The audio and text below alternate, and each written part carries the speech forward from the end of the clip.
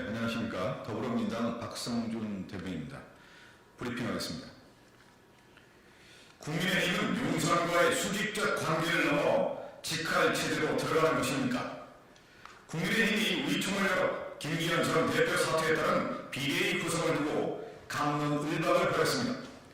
그러나 거론되는 이름들을 보면 가관입니다.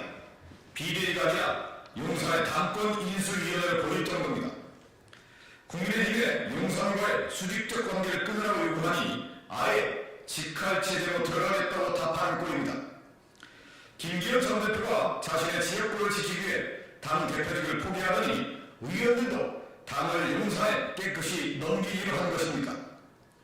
애초에 공천권은 대통령에게 있는데 공천권을 받아야 할 여당 의원들이 무슨 힘이 있겠습니까? 하지만 여당이 정당 민주주의를 포기하고 용산의 직할 통치를 받는다니 진짜 군사정권 시대를 떠올리지 않을 수 없습니다. 윤석열 대통령은 도를 넘는 당무 개입을 언제까지 계속하려고 합니까? 김태우 전 구청장 후보가 세워 강서구청장 보궐선거 참패를 부른 것으로 부족합니까? 꼴찌 후보를 당대표로 만들었던 김기현 대표와 자신의 대통령 당선에 앞장섰던 장기현 의원까지 내치며 찐이로 당을 채우려는 대통령의 탄압에 할 말을 냈습니다. 윤석열 정부의 실패는 물론 국민의힘의 실패 모두 배후에서 당무를 좌지우지한 윤석열 대통령의 실패입니다. 국정 실패와 정부 혼란의 모든 책임은 윤석열 대통령에게 있습니다.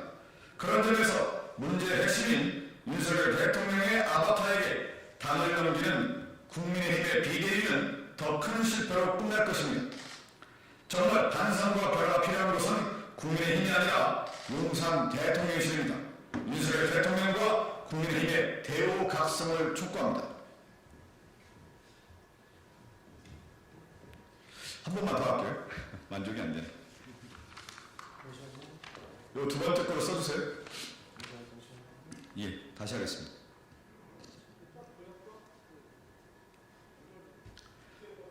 네, 더불어민주당 박성준 대변인입니다. 브리핑하겠습니다. 국민의힘은 용산과의 수직적 관계를 넘어 직할 체제로 들어가는 것입니까?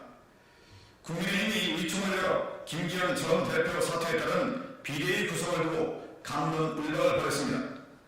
그러나 거론되는 이름들을 보면 가관입니다. 비대위가 아니라 용산의 당권 인수위원회를 벌일 정도입니다. 국민의힘의 용산과의 수직적 관계를 끊으라고 요구하니 아예 직할 체제로 들어가겠다고 답하는 꼴입니다.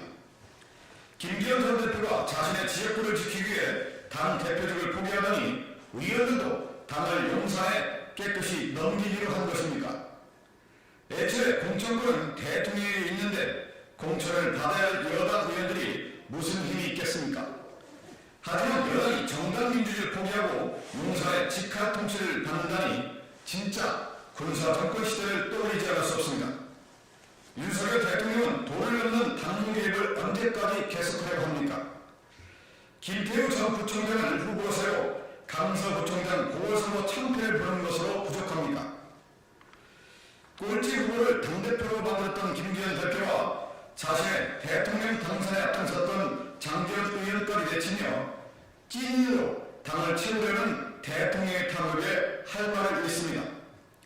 윤석열 정부의 실패는 물론 국민의힘 실패 모두 배후에서 당무를 좌지우지한 윤석열 대통령의 실패입니다. 국정 실패와 정부 혼란의 모든 책임은 윤석열 대통령에게 있습니다. 그런 점에서 문제의 핵심인 윤석열 대통령의 아바타에게 당을 넘기는 국민의힘의 비대위는 더 큰 실패로 끝날 것입니다. 정말 반성과 변화가 필요한 것은 국민의힘이 아니라 용산 대통령실입니다. 윤석열 대통령과 국민의힘의 대우각성을 촉구합니다.